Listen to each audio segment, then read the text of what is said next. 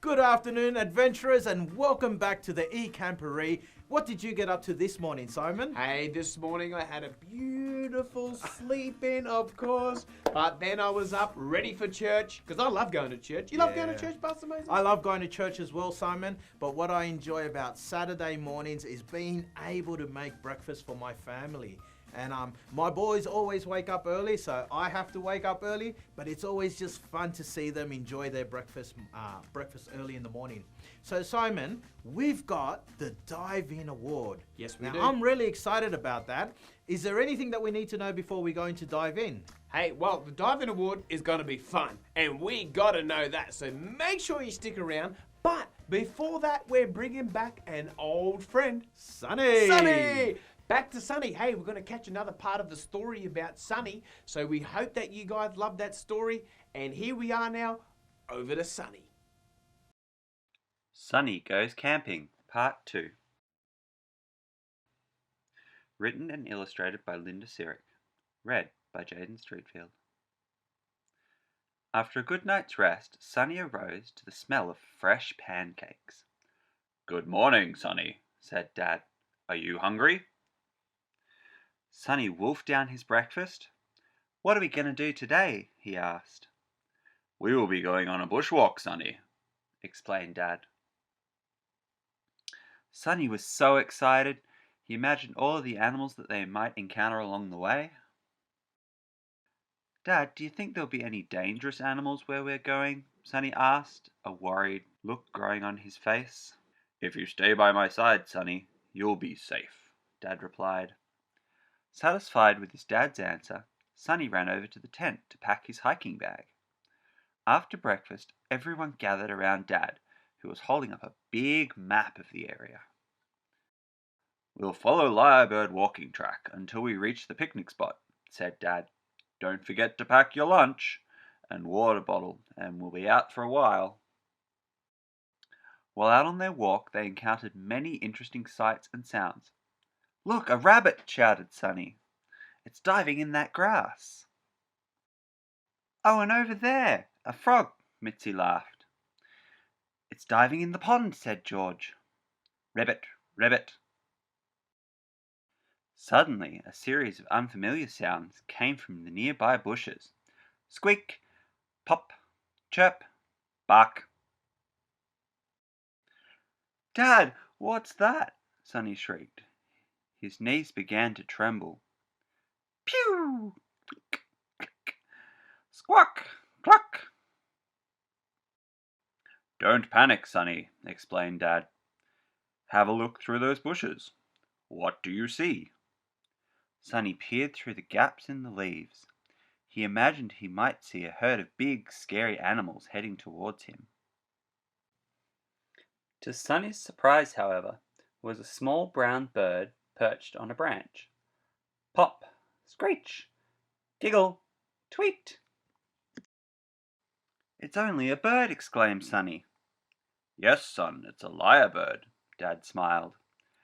"They can mimic sounds of other animals." The others came over to have a closer look. "What an awesome bird!" shouted George. "Agreed," said Mitzi. "There's so much to learn about God's creation," said Dad. "God has made every creature unique and special, and He loves them very much. This lyrebird can happily sing away because he knows that God cares for him. He trusts that God will supply all his needs." "You know that you can trust God too, just like you can always trust me, Sunny." "Yes, Dad," Sunny smiled. "Good. Well, we can dive into more about that later," said Dad. "But for now, I think it's time that we had lunch." Everyone sat down in a circle together. They shared their lunch and talked about the different animals they had seen on their walk. They couldn't wait to find out what other new things they would encounter.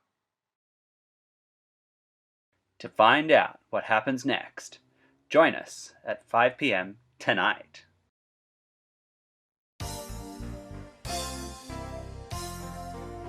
We are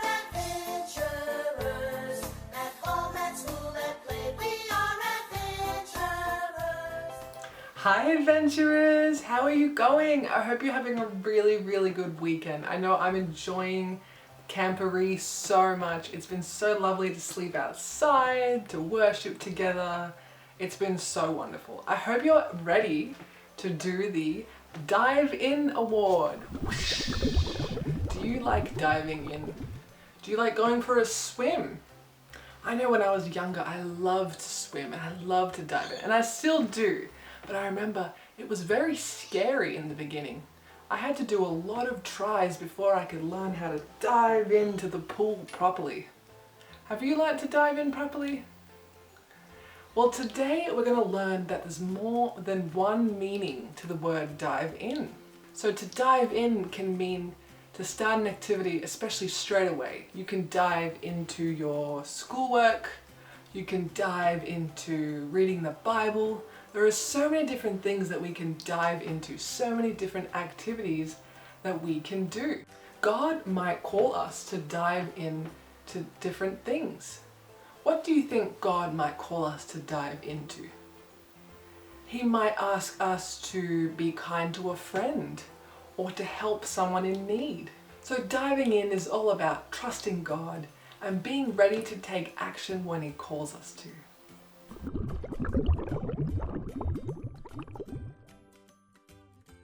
Requirement number 1 of the Dive In Award is to read a Bible story about diving in. Today we're going to be watching an animated story about Jesus and Peter walking on the water. You can read the full story in Matthew chapter 14, verses 22 to 33. Stories of the Bible. Peter walks on water. This is Peter. Hey-o! Whoop! Peter was a fisherman who was called by Jesus. Hey! Peter saw the many miracles of Jesus, Whoa! and he heard all his teachings. Great crowds followed Jesus wherever he went. One day after Jesus had done a great miracle, he sent the disciples in a boat across the lake while he stayed and sent the people home. See ya! Hey, Jesus! After sending them home, Jesus went up into the hills by himself to pray. Meanwhile, the disciples were in trouble far away from land, for a strong wind had risen, and they were fighting heavy waves. About 3 o'clock in the morning, Jesus came toward them, walking on water. When the disciples saw him walking on the water, they were terrified. In their fear, they cried out, "It's a ghost!" Hold on there.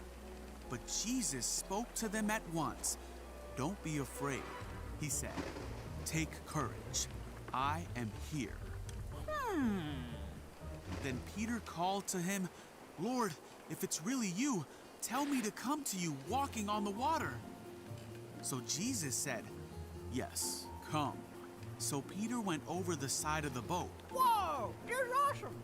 and walked on the water toward Jesus. But when he saw the strong wind and the waves, Whoa! he was terrified and began to sink. Jesus, help me! "Save me, Lord!" he shouted. Jesus immediately reached out and grabbed him. Jesus said, "You have so little faith. Why did you doubt me?" When they climbed back into the boat, the wind stopped. Then the disciples worshipped him and said, "You really are the Son of God."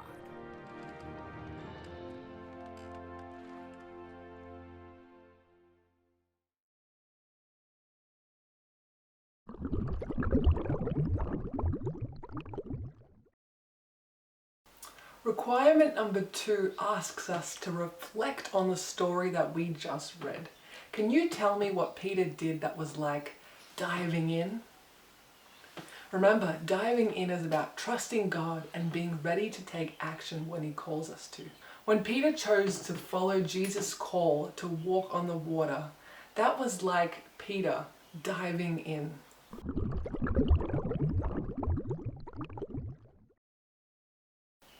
Requirement number 3 is to play a trust game or activity. My favourite trust game is called Drawing Twins. You need two people, so yourself and a partner. It could be another adventurer or a parent. Drawing Twins. What you will need: pencil, paper and some simple line drawn objects. I've got some examples for you in the worksheet. Aim of the game: to trust the instructions that your partner is giving you to help you draw the object as best as you can. Here's how to play. Divide participants into pairs. Give one member of the pair a simple line-drawn picture. The other person must not see what it is. The person with the picture must give instructions to their partner so that they can draw it, but they must not say what it is. For example, they could say, draw a circle, draw 2 more circles inside the circle about halfway up. Compare the drawing with the original. Hand out more pictures and ask participants to swap roles. Take a photo of the finished drawings and discuss what can be learned from this activity. Suggested questions include: did you trust your partner with their instructions? How difficult was it trying to draw something without seeing the picture? And what spiritual applications are there? Hope you have fun!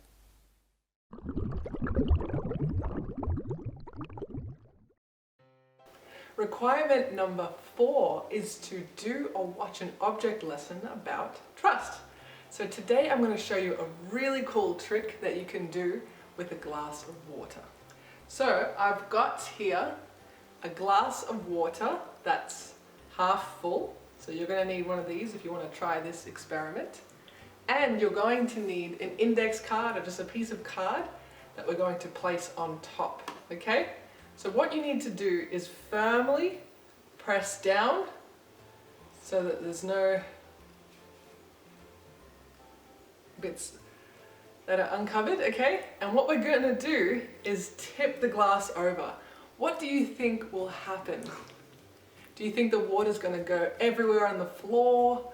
Or what I predict is that the water will stay in the cup and I'll even be able to remove my hand and nothing will happen. Do you trust me? Alright, let's find out. So we're just going to tip this over. Oh, nothing's happened yet. Can I remove my hand? That is the big question. Oh, look at that. Did you guys believe that I was going to be right? Well, you can see it for yourself. The water hasn't spilled and it's still in the glass. So if you can trust me with this little experiment, you can definitely trust God with the bigger things in life. Am I right? Awesome. Thanks for watching.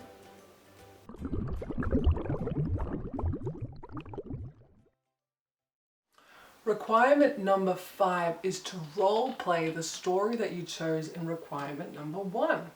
So we chose the story of Peter walking on the water, but you can choose any other story about trust and faith, such as Esther and David and Goliath and Noah and the Ark. So make sure you use lots of props and costumes and join your adventurers on Zoom so you can tell the story together.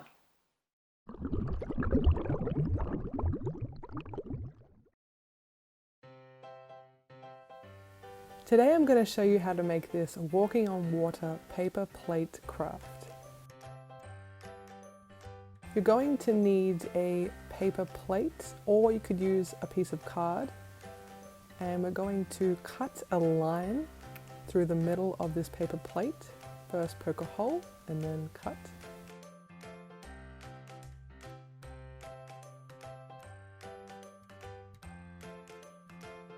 Then we are going to paint the paper plate, so I'm just using some blue and white to create a bit of an ocean effect.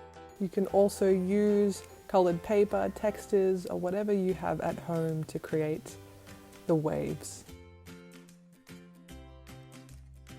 After you finish painting, put it aside to dry.